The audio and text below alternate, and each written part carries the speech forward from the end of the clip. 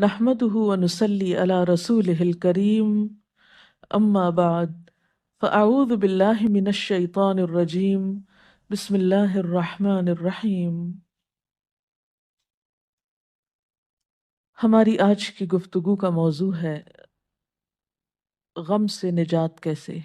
اللہ تعالیٰ نے انسان کو پیدا کیا اور اس کے اندر طرح طرح کے جذبات رکھے۔ یہ انسان ہی ہے جس کے اندر خوشی کے احساسات بھی ہیں اور غم کے احساسات بھی۔ خوشی کب ہوتی ہے انسان کو؟ عموماً اس وقت جب کوئی کام اس کی مرضی کے مطابق ہوتا ہے یا پھر اسے کوئی پسندیدہ چیز ملتی ہے۔ اور غم کب ہوتا ہے؟ جب کام انسان کی مرضی کے خلاف ہونے لگتے ہیں، اس کی خواہشات کی تکمیل نہیں ہوتی، اس کی مرضی پوری نہیں ہوتی، یا کوئی پسندیدہ چیز ہاتھ سے چلی جاتی ہے۔ ایسے میں انسان پھر کیا کرے؟ آج کی دنیا میں بہت سے لوگ مختلف طرح کی محرومیوں کا شکار ہو کر ڈپریشن میں مبتلا ہو جاتے ہیں۔ ڈپریشن آج کی دنیا کا ایک بہت بڑا اور گھمبیر مسئلہ بنتا چلا جا رہا ہے۔ آئیے آج کچھ ایسی باتوں کے بارے میں سوچتے ہیں، کچھ ایسے نکات اپنے سامنے رکھتے ہیں جن پر عمل کر کے کافی حد تک غم سے نجات پایا جا سکتا ہے۔ سب سے پہلی چیز ایمان کی مضبوطی ہے، اللہ تعالیٰ کی ذات پر یقین اور توکل، اس کی قدرت پر بھروسہ کہ ہر چیز اس کے اختیار میں ہے، وہ کن کہہ کے سب کچھ کر سکتا ہے، نفع و نقصان سب اسی کی طرف سے ہوتا ہے۔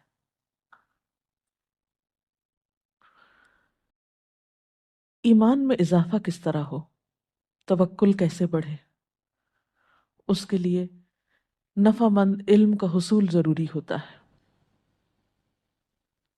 انسان اچھی باتوں کو سیکھنے کی طرف متوجہ ہو۔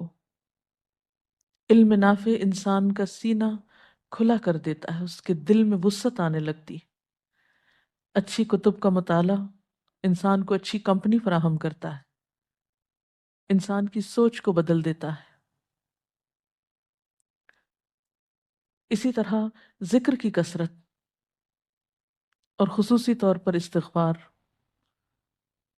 حدیث پاک میں آتا ہے جو استغفار کو اپنے لیے لازم کر لے، من لزم الاستغفار، استغفار سے چمٹ جائے، کثرت سے استغفار پڑھے، اللہ تعالیٰ اس کے لیے ہر غم سے نجات کا راستہ بنا دیتے ہیں، ہر مشکل سے نکلنے کے لیے کوئی نہ کوئی راہ اسے عطا کر دیتے ہیں۔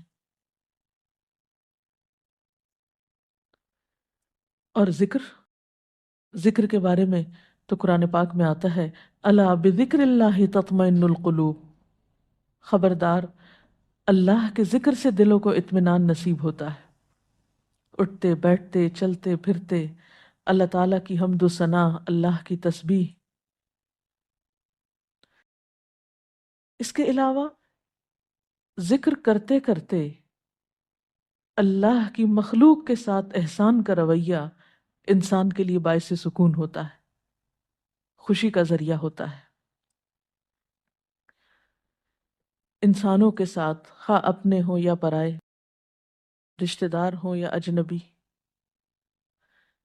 ان کے ساتھ احسان کرنا انسان کو خوشی بخشتا ہے، خصوصاً ایسے انسانوں کے ساتھ احسان جو آپ کے ساتھ نہ کرتے ہوں۔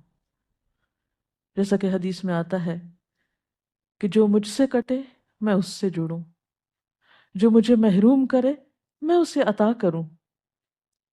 لہٰذا ان لوگوں کے ساتھ بھلائی کرنا جو ہمارے لیے اچھے جذبات نہ رکھتے ہوں، کیونکہ بدلے کے طور پر احسان کرنا تو آسان ہوتا ہے، لیکن ایسی حالت میں احسان کرنا جبکہ ہم پر زیادتی کی جا رہی ہو،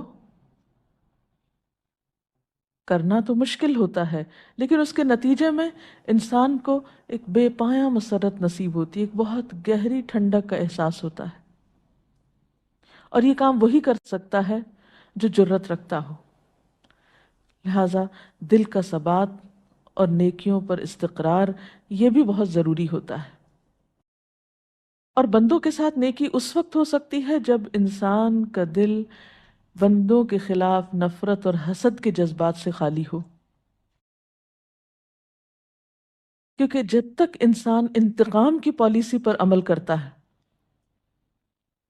انسان بدلہ لینے کی سوچتا رہتا ہے، اس وقت تک سکون نہیں پا سکتا، اسے خوشی نہیں مل سکتی، کیونکہ نبی صلی اللہ علیہ وسلم نے یہ بھی فرمایا کہ مجھے میرے رب نے حکم دیا ہے کہ ان اعفو عمن ظلمنی، میں اس کو معاف کر دوں جس نے مجھ پر ظلم کیا۔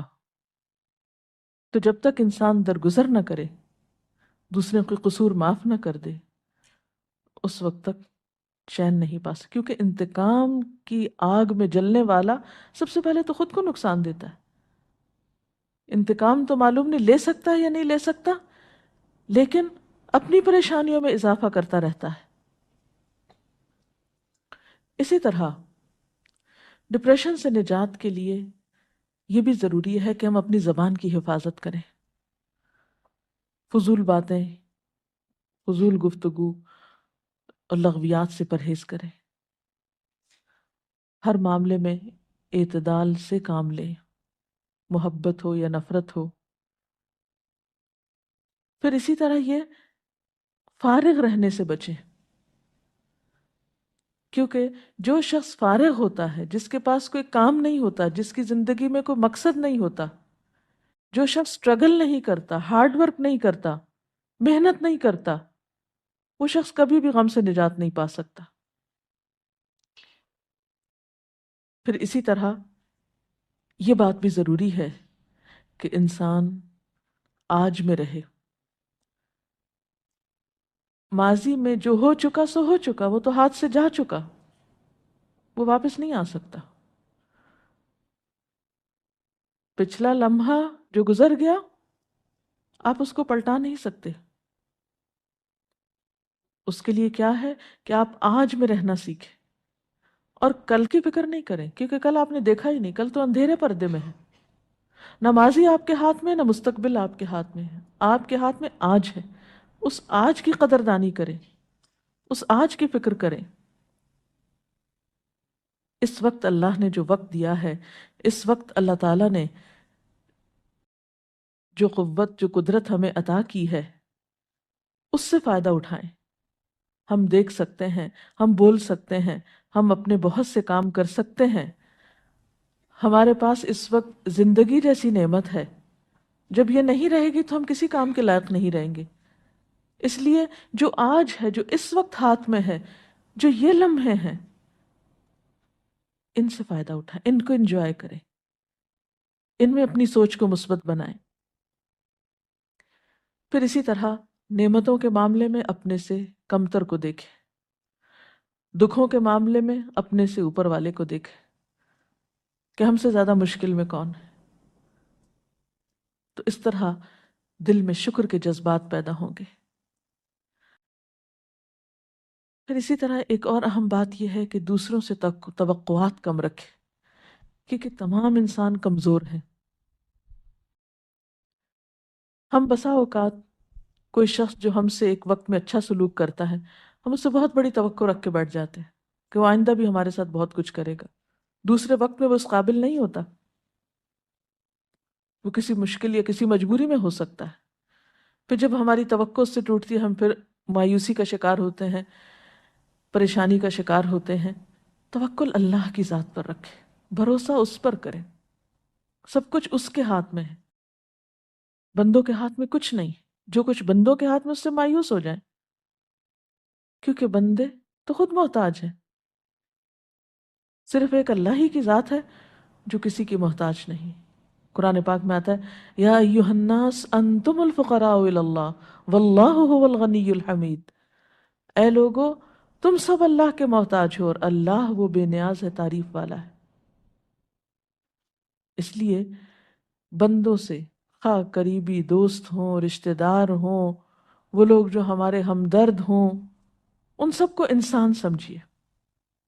ان کی کمی کوتاہی پر، ان کے خلاف دل میں غم، غصہ اور رنج رکھ کے نہ بیٹھیے، اس سے آپ کو خود نقصان ہوگا۔ اسی طرح ایسی کمپنی، ایسی صحبت سے بچنے کی ضرورت ہے، ایسے لوگوں سے بچ کے رہنے کی ضرورت ہے جن کی سوچ منفی ہو، جو نیگیٹیوٹی کا شکار ہو، کیونکہ جس طرح کے ماحول میں آپ بیٹھیں گے اس کے اثرات لازماً آپ پر ہوں گے۔ مفید باتیں سوچیے، مثبت باتیں سوچیے، پر امید رہیے۔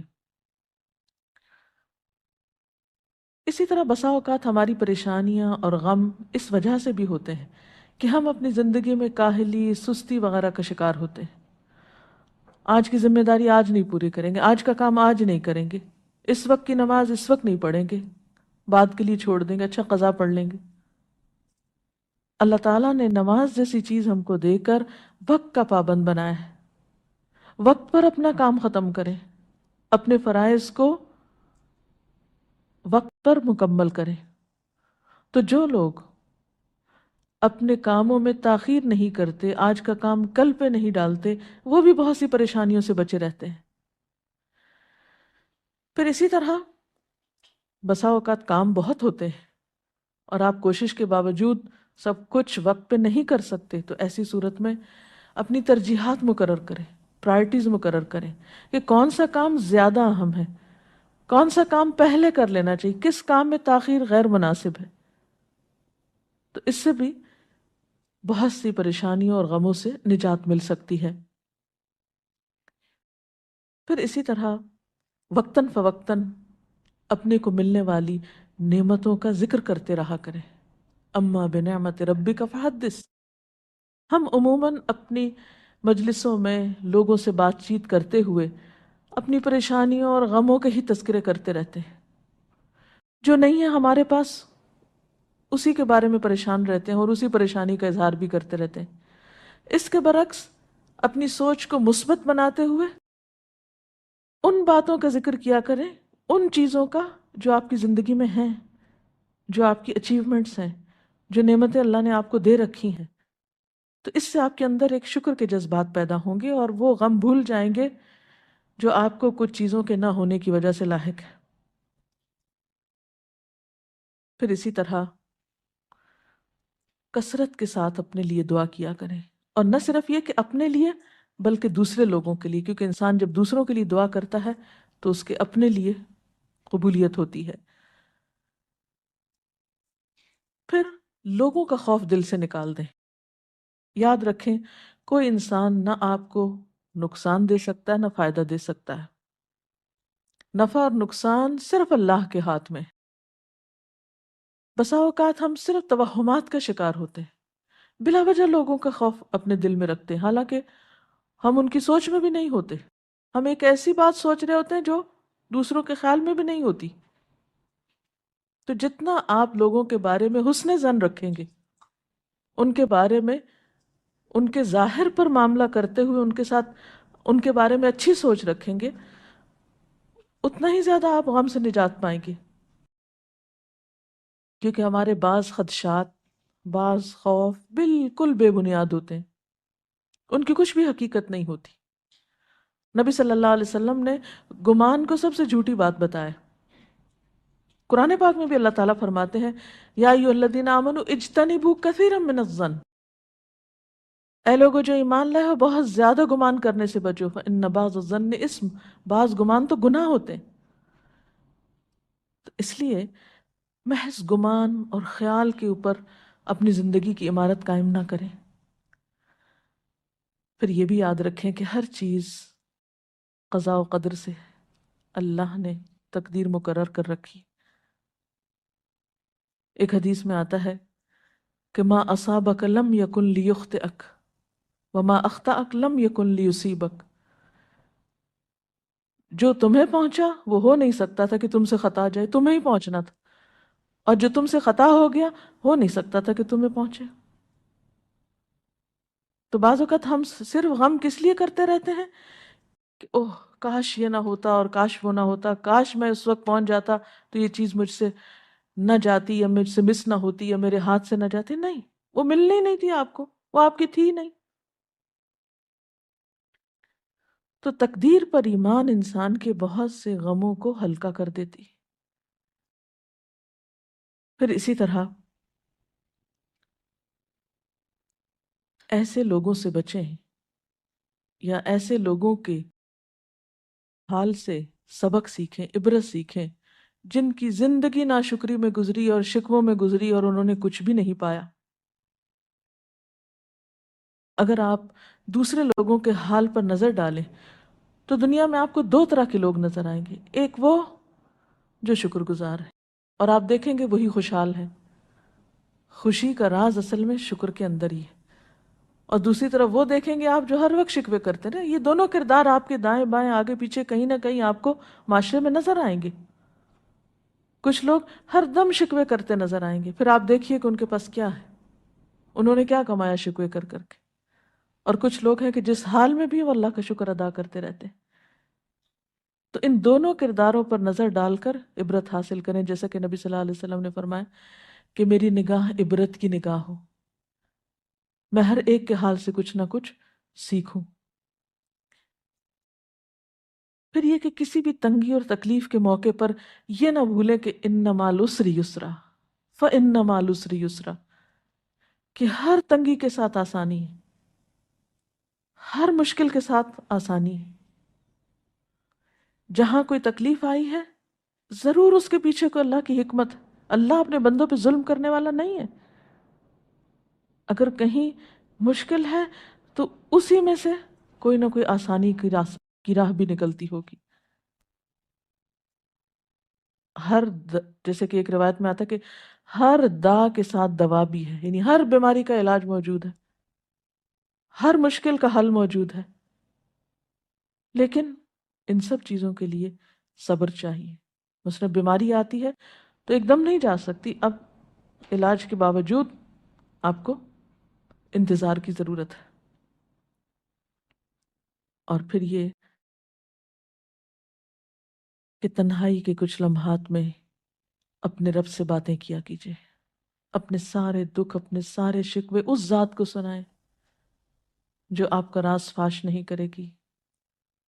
اس اللہ کے سامنے اپنے دکھ اور تکلیف رکھیں کہ جو ہر آن آپ کی مدد کے لیے حاضر ہے، نہ وہ سوتا ہے نہ اس کو اونگ آتی ہے، وہ ہر وقت ہر بے قرار کی دعا قبول کرنے کے لیے تیار ہے۔ ضرورت اس بات کی ہے کہ اس کو پکاریں۔ اللہ تعالی ہمیں وہ راستے سجھائے، وہ طریقے سجھائے کہ جس سے ہم اپنی اس زندگی کو ضائع کرنے کی بجائے اس سے بہترین کام لے سکیں۔ اگر اس سلسلے میں کوئی سوال ہے آپ کے ذہن میں تو آپ کر سکتے ہیں۔ جب خاندانی معاملوں میں کئی دفعہ انسان صبر کرتا ہے تو لوگ اس کو آپ کی کمزوری سمجھتے ہیں، تو اس وقت کیا صبر کرنا انسان کے لیے صحیح ہوتا ہے؟ بات یہ ہے کہ لوگ جو بھی سمجھیں، کیونکہ لوگ کچھ نہ کچھ اوپینین تو آپ کے بارے میں ہر صورت میں رکھیں گے، لیکن آپ کو وہ کرنا ہے جو آپ کے لیے فائدہ مند ہو۔ اپنے عمل کو لوگوں کے تابع نہ کریں کہ آپ نیکی اس وقت کریں گے جب لوگ نیکی کرنے کو اپریشیٹ کریں گے۔ اور یہ بھی یاد رکھیں کہ ایک ہی وقت میں ایک ہی کام کو کچھ لوگ اپریشیٹ کر رہے ہوتے ہیں، اس کی تعریف کر رہے ہوتے ہیں، اور کچھ لوگ اس پہ تنقید کر رہے ہوتے ہیں۔ اب آپ کن لوگوں کی بات کریں گے، کن کے اوپینین پہ جائیں گے؟ تو حقیقت یہ ہے کہ عقل مند انسان وہی ہے جو اپنے عمل کو لوگوں کی مرضی کا پابند نہ بنائے، اللہ اور اس کے رسول صلی اللہ علیہ وسلم کی مرضی کا پابند بنائے، اور جس وقت جو کام کرنا ان کے نزدیک بہتر ہے وہ بے خوف و خطر ہو کے کر جائے۔ اگر وقتی طور پر نتائج اچھے نظر نہ بھی آئے تو ایک وقت آئے گا کہ وہی لوگ جو کہتے ہیں کہ صبر کرنا کمزوری ہے وہ تسلیم کر لیں گے کہ آپ نے صبر کر کے بہت عقل مندی کی، کیونکہ بے صبری کر کے بھی نتیجہ تو کچھ نہیں نکلتا۔ بہت سے معاملات بے صبری سے اور خراب ہو جاتے ہیں. جی. جو لوگ ڈپریشن میں ہیں ان کو مصروفیت میں لانے کے لیے کیا تدبیر کی جائے؟ کیونکہ قرآن میں سکون ہے اور فوری طور پہ وہ قرآن سے بھی نہیں جڑتے. یہ درست ہے کہ جو شخص ایک خاص پریشانی کا شکار ہے، یہ ایک خاص لائف سٹائل کا عادی ہو گیا ہے، اس کو ایک دوسرے لائف سٹائل میں لے کے جانا بہت مشکل ہوتا ہے. لیکن آہستہ آہستہ تھوڑا تھوڑا کر کے سہولت کے مطابق اس کے مزاج کو دیکھتے ہوئے اسے آپ مختلف اچھے کام سجیسٹ کر سکتے ہیں. کچھ لوگوں کو پڑھنا فائدہ دیتا ہے، کچھ لوگوں کو کچھ سوشل ورک یا کوئی اور بندوں کی خدمت خوشی دیتی ہے. تو آپ انسان کو دیکھتے ہوئے اس کے ساتھ معاملہ کر سکتے ہیں کہ وہ کس چیز کے لیے راضی ہو سکتا ہے. ایک وقت میں صرف ایک ہی آپشن نہ دیں، کئی ایک آپشنز دے سکتے ہیں اس کو، لیکن اس کو تنہا نہ چھوڑیں. یہ غم سے نجات حاصل کرنے کے لیے استغفار کرنے کو کیوں کہا گیا ہے؟ اس لیے کہ غم ایک ایسی کیفیت ہے جس میں حقیقت میں انسان اللہ کے فیصلے پہ راضی نہیں ہوتا. کیونکہ جب اگر ہم اللہ کے فیصلے پہ راضی ہو جائیں تو غم کی کیفیت وقتی طور پر ہو اور فوراً ختم بھی ہو جائے.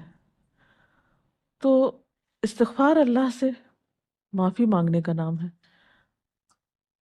تو جب انسان استغفار کرتا ہے، اللہ تعالیٰ اس کی طرف اپنی رحمت کے ساتھ متوجہ ہوتا ہے، اس کو پھر توفیق دیتا ہے کہ وہ نیکی کی طرف مائل ہو اور اس چیز سے باہر نکل آئے جس کو اس نے اپنی زندگی پر، اپنے نعمتوں پر طاری کر رکھا ہے. کیونکہ غم منانے والا شخص ایسا ہی ہے کہ جیسے وہ ساری نعمتوں سے دستبردار ہو گیا ہے، ساری نعمتوں سے ناراض ہو گیا ہے جو اللہ نے اس کو دے رکھی ہیں، اور ایک نعمت کے جانے پر یا ایک مرضی پوری نہ ہونے پر وہ خفا ہے اللہ سے اور بندوں سے.